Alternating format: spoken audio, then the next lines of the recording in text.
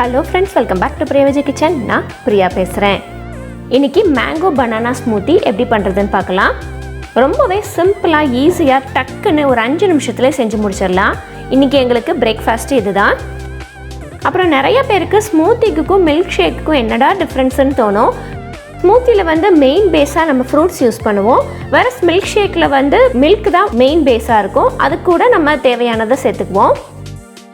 சரி வாங்க வீடியோக்குள்ள போகலாம். அதுக்கு முன்னாடி பிரியா கிச்சனை நீங்க என்ன சப்ஸ்கிரைப் பண்ணலனா மறக்காம சப்ஸ்கிரைப் பண்ணிக்கோங்க. பக்கத்துல இருக்கிற பெல் ஐகானையும் பிரஸ் பண்ணிக்கோங்க. இங்க ஒரு மாம்பழம், ஒரு வாழைப்பழம் எடுத்துக்கிறேன்.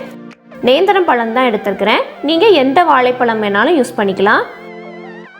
முதல்ல மாம்பழத்துக்கு தோல் சீவிக்கலாம்.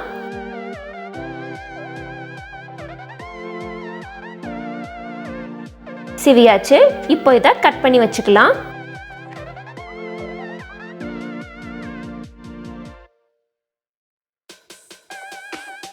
கூடவே வாழைப்பழத்தையும் கட் பண்ணி வச்சுக்கலாம்.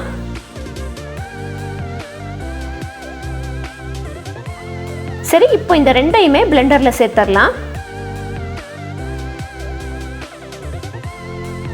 கூடவே 1.5 டீஸ்பூன் அளவுக்கு சர்க்கரை, சீனி, சர்க்கரை, தேன் எது வேணாலும் நீங்கள் சேர்த்துக்கலாம்.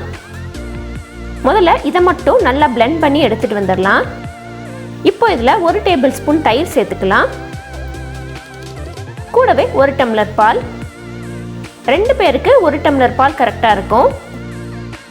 திரும்பவும் இதை நல்லா பிளெண்ட் பண்ணிக்கலாம். அவ்வளவுதான், மேங்கோ பனானா ஸ்மூத்தி ரெடி. இந்த ரெசிபியை உங்கள் வீட்டில் ட்ரை பண்ணி பாருங்கள். ட்ரை பண்ணி பார்த்துட்டு உங்களோட வேல்யூபிள் கமெண்ட்ஸை கீழே கமெண்ட் செக்ஷனில் மென்ஷன் பண்ணுங்கள். இந்த ரெசிபி வீடியோ உங்களுக்கு பிடிச்சிருந்துச்சுன்னா உங்கள் ஃப்ரெண்ட்ஸோட ஃபேமிலியோட ஷேர் பண்ணுங்கள். தேங்க்யூ. தேங்க்ஸ் ஃபார் வாட்சிங்.